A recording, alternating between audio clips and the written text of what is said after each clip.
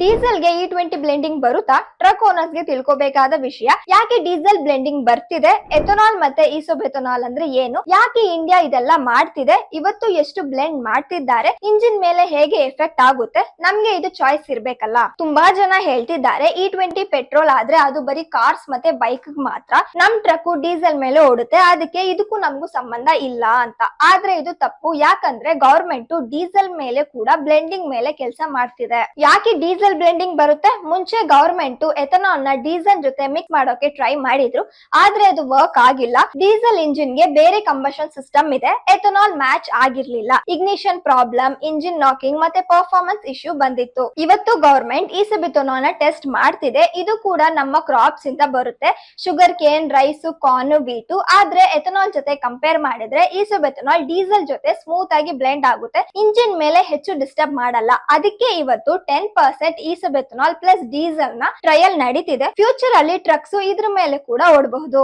Ethanol and ಈಸೋಬೆಥನಾಲ್ ಅಂದ್ರೆ ಏನು? ಈ ಎರಡನ್ನ ಕಸಿನ್ ಅಂತ ಥಿಂಕ್ ಮಾಡಿ. ಎಥನಾಲ್ ಒಂದು ಸಿಂಪಲ್ ಆಲ್ಕೋಹಾಲ್, ಪೆಟ್ರೋಲ್ ನಲ್ಲಿ ಆಲ್ರೆಡಿ ಯೂಸ್ ಆಗ್ತಿದೆ. ಈಸೋಬೆಥನಾಲ್ ಅಂದ್ರೆ ಇದು ಬೇರೆ ಆಲ್ಕೋಹಾಲ್, ಇದು ಆಲ್ರೆಡಿ ಸೇಮ್ ಕ್ರಾಪ್ಸ್ ಇಂದ ಬರುತ್ತೆ, ಆದ್ರೆ ಪ್ರೋಸೆಸ್ ಬೇರೆ ಇದೆ. ಎಥನಾಲ್ ಪೆಟ್ರೋಲ್ ಅಲ್ಲಿ ಸರಿಯಾಗಿ ವರ್ಕ್ ಆಗುತ್ತೆ, ಆದ್ರೆ ಡೀಸೆಲ್ ನಲ್ಲಿ ಆಗಲ್ಲ. ಈಸೋಬೆಥನಾಲ್ ಕೆಮಿಕಲಿ ಡೀಸೆಲ್ ಜೊತೆ ತುಂಬಾ ಸ್ಟೇಬಲ್ ಆಗಿರುತ್ತೆ ಮತ್ತೆ ತುಂಬಾ ವಾಟರ್ ಅಬ್ಸರ್ವ್ ಮಾಡಲ್ಲ. ಮತ್ತೆ ಎಥನಾಲ್ ಜೊತೆ ಕಂಪೇರ್ ಮಾಡಿದ್ರೆ ಬ್ಲೆಂಡ್ ಬೆಟರ್ ಆಗಿರುತ್ತೆ. ಅದಕ್ಕೆ ಏಜೆನ್ಸೀಸ್ ತರ ARIA 10% ಈಸೋಬೆಥನಾಲ್ ಮತ್ತೆ ಡೀಸೆಲ್ ನ ಟೆಸ್ಟ್ ಮಾಡ್ತಿದ್ದಾರೆ. ಟ್ರಯಲ್ಸ್ ಸಕ್ಸೀಡ್ ಆಗಿದ್ರೆ ಟ್ರಕ್ಸ್ ಇವೆಂಚುಯಲಿ ಬ್ಲೆಂಡೆಡ್ ಡೀಸೆಲ್ ಮೇಲೆ ಓಡಬಹುದು. ಆದ್ರೆ ರೆಗ್ಯುಲೇಟರ್ಸ್ ಮೊದಲು ಕ್ವಾಲಿಟಿ ಸ್ಪೇಸ್ ನ ಸೆಟ್ ಮಾಡ್ತಾರೆ ಮತ್ತು ಆಟೋ ಮೇಕರ್ಸ್ ವಾರಂಟಿ ಕಂಪ್ಯಾಟಬಿಲಿಟಿ ನ ಕನ್ಫರ್ಮ್ ಮಾಡಬೇಕು. ಸೊ ಮೇನ್ ಡಿಫರೆನ್ಸ್ ಅಂದ್ರೆ ಇವರು ಇಂಜಿನ್ ನಲ್ಲಿ ಹೇಗೆ ಬಿಹೇವ್ ಮಾಡ್ತಾರೆ ಅಂತ. ಯಾಕೆ ಇಂಡಿಯಾ ಇದೆಲ್ಲ ಮಾಡ್ತಿದೆ? ಇಂಡಿಯಾ ಪ್ರತಿ ವರ್ಷ 22 ಲಕ್ಷ ಕೋಟಿ ಕ್ರೂಡ್ ಆಯಿಲ್ ನ ಇಂಪೋರ್ಟ್ ಮಾಡ್ತಿದೆ. ಇದೆಲ್ಲ ಪೆಟ್ರೋಲ್ ಮತ್ತೆ ಡೀಸೆಲ್ ಗೆ ಬರುತ್ತೆ. ನಮ್ಮ ಲೋಕಲ್ ಎಥನಾಲ್ ಅಥವಾ ಈಸೋಬೆಥನಾಲ್ ಜೊತೆ ಇದನ್ನ 20% ರಿಪ್ಲೇಸ್ ಮಾಡಿದ್ರೆ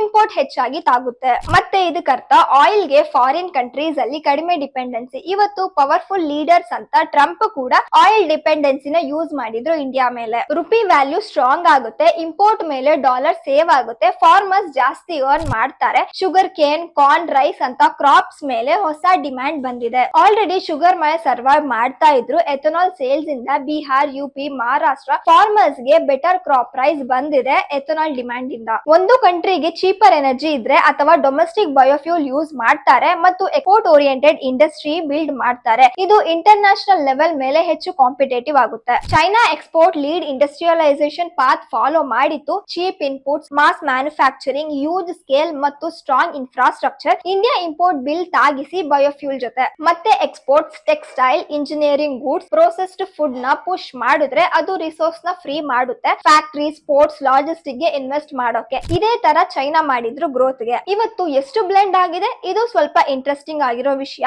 ನೀವ್ ಅನ್ಕೊಂಡಿದೀರಾ E20 ಅಂದ್ರೆ ಪ್ರತಿ ಪೆಟ್ರೋಲ್ ಪಂಪ್ ನಲ್ಲಿ 20% ಎಥನಾಲ್ ಇದೆ ಅಂತ. ಆದ್ರೆ ಆಕ್ಚುಲಿ ಅದಲ್ಲ. ಕೆಲವು ಜಿಯೋ ಪಂಪ್ಸ್ ನಲ್ಲಿ 9% ಎಥನಾಲ್ ಇದೆ, ಇನ್ನು ಕೆಲವು HPCL, BPCL ಅಲ್ಲಿ 17% ಎಥನಾಲ್ ಇದೆ. ಆದ್ರೆ ಎಲ್ರು ಪೆಟ್ರೋಲ್ ನ ಸೇಮ್ ಪ್ರೈಸ್ ಅಲ್ಲಿ ಸೇಲ್ ಮಾಡ್ತಿದ್ದಾರೆ. ಇಂಜಿನ್ ಮೇಲೆ ಎಫೆಕ್ಟ್. ಇಲ್ಲಿ ಟ್ರಕ್ ಓನರ್ಸ್ ಮತ್ತೆ ಡ್ರೈವರ್ಸ್ ವರಿ ಮಾಡೋಕೆ ಸ್ಟಾರ್ಟ್ ಮಾಡಿದ್ದಾರೆ. ಹೊಸ ಪೆಟ್ರೋಲ್ ಇಂಜಿನ್ 2023 ಅಲ್ಲಿ ಆಲ್ರೆಡಿ E20 ಗೆ ಡಿಸೈನ್ ಮಾಡಿದ್ದಾರೆ, ಅದಕ್ಕೆ ಪ್ರಾಬ್ಲಮ್ ಇಲ್ಲ. ಡೀಸೆಲ್ ಟ್ರಕ್ ಇವತ್ತು ನಾರ್ಮಲ್ ಡೀಸೆಲ್ ಮೇಲೆ ಓಡುತ್ತಿದೆ. ಆದ್ರೆ ಈಸೋಬೆಥನಾಲ್ ಬ್ಲೆಂಡ್ ಮಾಡಿದ್ರೆ ಇಂಜಿನ್ ಮೇಲೆ ಸ್ವಲ್ಪ ಕ್ಯಾಲಿಬ್ರೇಷನ್ ಚೇಂಜಸ್ ಬೇಕು, ಅದಕ್ಕೆ ಕೇರ್ಫುಲ್ ಟೆಸ್ಟಿಂಗ್ ನಡೀತಿದೆ. ಅದಕ್ಕೆ ಹೌದು, ಎಥನಾಲ್ ಬ್ಲೆಂಡಿಂಗ್ ಒಂದು ಒಳ್ಳೆ ಸ್ಟೆಪ್. ಆದ್ರೆ ಇಂಜಿನ್ ಮತ್ತೆ ಫ್ಯೂಲ್ ಪ್ರಾಪರ್ಲಿ ಮ್ಯಾಚ್ ಆಗಿಲ್ಲ ಅಂದ್ರೆ ಅದು ಡ್ಯಾಮೇಜ್ ಆಗಬಹುದು. ನಮ್ಗೆ ಚಾಯ್ಸ್ ಇರಬೇಕು. ಫಾರಿನ್ ಕಂಟ್ರೀಸ್ ಅಲ್ಲಿ ಬ್ರಾಜಿಲ್ ಮತ್ತೆ US ಅಲ್ಲಿ ಬೇರೆ, ಅಲ್ಲಿ E10, E20, E85 flex fuel cars separately sale ಮಾಡ್ತಾರೆ, ಪ್ರತಿ ಪ್ರೈಸ್ ಬೇರೆ. ಸೊ ನಿಮ್ಗೆ E10 ಬೇಕು ಅಂದ್ರೆ ನೀವು ಅದಕ್ಕೆ ಬೇರೆ ರೇಟ್ ಪೇ ಮಾಡ್ಬೇಕು, ಮತ್ತೆ E20 ಬೇಕು ಅಂದ್ರೆ ಅದಕ್ಕೆ ಬೇರೆ ರೇಟ್ ಪೇ ಮಾಡ್ಬೇಕು. ನೀವು ಎನ್ವಿರಾನ್ಮೆಂಟ್ ಫ್ರೆಂಡ್ಲಿ ಆದ್ರೆ E85 ಕಾರ್ ನ ತಗೊಳ್ಳಿ ಮತ್ತೆ ಯೂಸ್ ಮಾಡಿ. ಇದ್ರ ಅರ್ಥ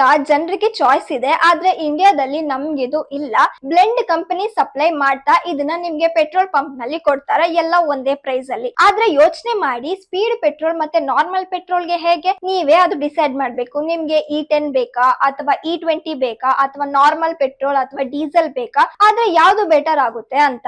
ಬೇರೆ ಇಂಜಿನ್, ಬೇರೆ ಯೂಸರ್, ಬೇರೆ ಪ್ರಿಫರೆನ್ಸ್ ಎಲ್ಲರೂ ಚೂಸ್ ಮಾಡಬಹುದು ಯಾವ್ದು ಬೆಸ್ಟ್ ಆಗುತ್ತೆ ಅಂತ. ಇವತ್ತು ಕೇವಲ ಪೆಟ್ರೋಲ್ ಬ್ಲೆಂಡ್ ಆಗಿದೆ, ಅದು E20. ಡೀಸೆಲ್ ಮೇಲೆ ಇನ್ನು ಟಚ್ ಮಾಡಿಲ್ಲ. ನಾಳೆ ಈಸೋಬೆಥನಾಲ್ ಪ್ಲಸ್ ಡೀಸೆಲ್ ಬರುತ್ತೆ, ಅದಕ್ಕೆ ಟ್ರಯಲ್ ನಡೀತಿದೆ. ಬ್ಲೆಂಡಿಂಗ್ ಒಳ್ಳೇದೇ ಇದೆ, ಆದ್ರೆ ಇಂಪೋರ್ಟ್ಸ್ ಆಗುತ್ತೆ, ಫಾರ್ಮರ್ಸ್ ಗೆ ಸಪೋರ್ಟ್ ಮಾಡುತ್ತೆ, ಇಂಡಿಯಾ ಸ್ಟ್ರೆಂತ್ ಮಾಡುತ್ತೆ. ಆದ್ರೆ ಕಸ್ಟಮರ್ಸ್ ಗೂ ಕೂಡ ಫ್ರೀ ಫ್ರೀಡಮ್ ಇರ್ಬೇಕು ಚೂಸ್ ಮಾಡೋಕೆ E10 E20 ನಾರ್ಮಲ್ ಹೇಗೆ ಫಾರಿನ್ ಕಂಟ್ರೀಸ್ ಅಲ್ಲಿ ಇದೆ ಅದೇ ತರ. ಈ ವಿಡಿಯೋ ಬಗ್ಗೆ ನಿಮ್ಮ ಅಭಿಪ್ರಾಯವನ್ನು ಕಮೆಂಟ್ ಬಾಕ್ಸ್ ನಲ್ಲಿ ಹೇಳಿ. ಧನ್ಯವಾದಗಳು.